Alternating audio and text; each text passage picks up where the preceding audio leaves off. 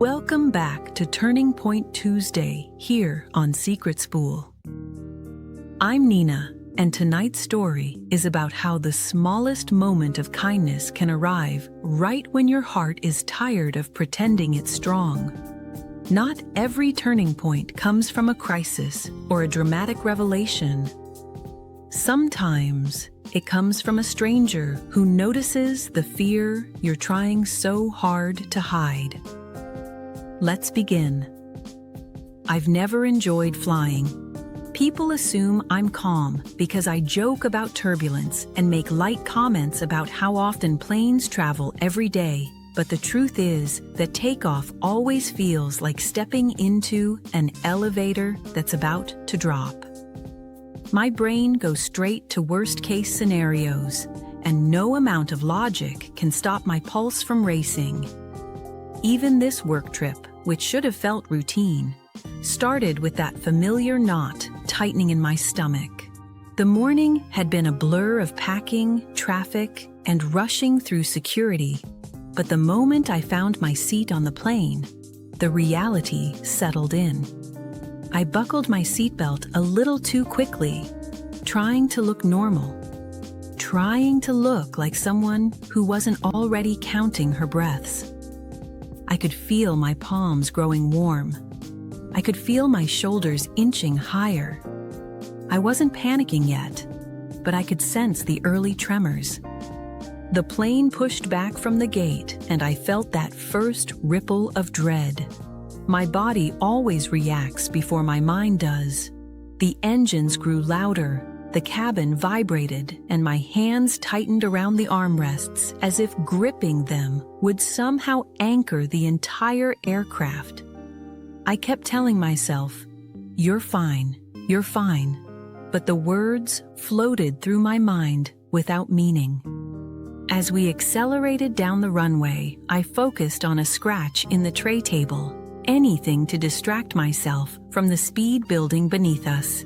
But the moment the wheels lifted from the ground, we hit a pocket of turbulence. Not a dramatic drop, just a wobble, a shake. The kind that makes experienced travelers shrug, but sends my heart sprinting. Across the aisle, an older woman, late 60s, maybe early 70s, looked up from her crossword puzzle. She had soft gray hair and warm eyes, the kind that made you feel like she'd seen 1,000 storms and hadn't been shaken by any of them. She noticed immediately how stiff I'd gone, how tightly I was gripping the armrest, how my breath had turned fast and shallow. Another small jolt hit, and before I had time to pretend I was fine, she leaned across the aisle, reached out, and placed her hand gently over mine. "Just breathe, sweetheart. I've got you," she said. She didn't ask permission. She didn't hesitate. She saw fear and responded with instinctive care, the way someone would comfort a child having a nightmare. Something in her tone, steady, warm, absolutely unbothered, cut straight through the rising panic inside me. My first instinct was embarrassment, but the second her hand settled over mine, the embarrassment was replaced by relief I hadn't realized I was starving for. I didn't pull away. I didn't try to explain myself. I just let her presence steady me. As the plane continued to shake lightly, she began speaking in the calmest voice I've ever heard. She talked about clouds and air pockets, about how wings flex and are designed to handle far more movement than passengers feel. She told me pilots train endlessly for moments like this. She spoke with such gentle certainty that it felt like she was guiding me through a storm she'd navigated 100 times before. At one point, she smiled and said, "These bumps are just the sky changing its mind a little, nothing more." Something about her casual tone made me laugh under my breath, even as my body trembled. Her hand stayed over mine, steady and warm, grounding me in a way I didn't know I needed. The turbulence wasn't actually that bad, but fear doesn't measure severity. It measures vulnerability. And in that moment, I felt exposed in a way I hadn't allowed myself to feel around anyone in years. But instead of recoiling from it, she welcomed it. She made space for it. Her presence told me I didn't have to hide. When the air finally smoothed and the cabin settled into its rhythmic hum, she gave my hand a soft squeeze before letting go. "There you are," she said kindly. "Knew you'd be all right."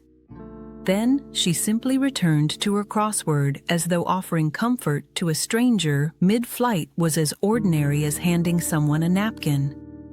But for me, it wasn't ordinary. Something shifted inside me the second she let go. I felt tears prick at the corners of my eyes. Not from fear, but from recognition. I realized in that moment that no one had comforted me that gently in a very long time. I'd forgotten what it felt like for someone to see my fear and not judge it, dismiss it, or turn away. Over the years, I've grown used to handling everything alone. I've convinced myself that self-reliance is strength and that needing reassurance is a weakness. I've gone through breakups, disappointments, friendships fading, and long stretches of silence, telling myself that I'm fine, that I don't need anything from anyone. But that moment with her exposed the truth. I had been missing softness without even realizing it. I kept replaying the way she spoke to me, the gentleness in her hand, the quiet confidence in her voice. It wasn't dramatic. It wasn't overbearing. It was simply human. And it reached a part of me I'd numbed from neglect. It made me wonder how many storms I've weathered alone simply because I didn't know I was allowed to ask for a hand. When we landed, she stood up slowly and gathered her things. I wanted to thank her, to tell her how deeply that small act had affected me, but the words felt too heavy and fragile for the narrow aisle we were stuck in. As we shuffled toward the exit, she turned back to me with a soft, knowing smile. "Take care of yourself," she said. She didn't make it emotional. She didn't linger. She didn't seem to realize she'd touched a part of my heart that had been quiet and lonely for years. But maybe she did know. Maybe she'd seen that same look in countless other people over the decades. Some people carry a kind of wisdom that lives in the way they treat strangers. The moment stayed with me far longer than the flight. It made me question how often I dismiss my own fear, how often I silence my own vulnerability instead of tending to it. It made me wonder how many people around me are quietly gripping their own armrests, pretending they're fine. It made me realize how powerful it is when someone decides to show up with kindness for no reason other than the fact that they can. Maybe the turning point wasn't the turbulence at all. Maybe it was the realization that being cared for, truly cared for, is not something reserved for a lucky few. Maybe that moment was a reminder that gentleness still exists, that connection still matters, and that we all have more tenderness to offer than we think. Thank you for spending your Turning Point Tuesday with us here on SecretSpool. Tonight's story reminds us that turning points don't always arrive through dramatic confrontations or life-altering choices. Sometimes they appear quietly in small moments of humanity that catch us off guard. A stranger's kindness can echo louder than years of silence, and a single gentle gesture can reveal just how long we've gone without being truly comforted. If this story resonated with you, take a moment tonight to notice the softness you offer yourself and the softness you might offer someone else who's trying to hold themselves together.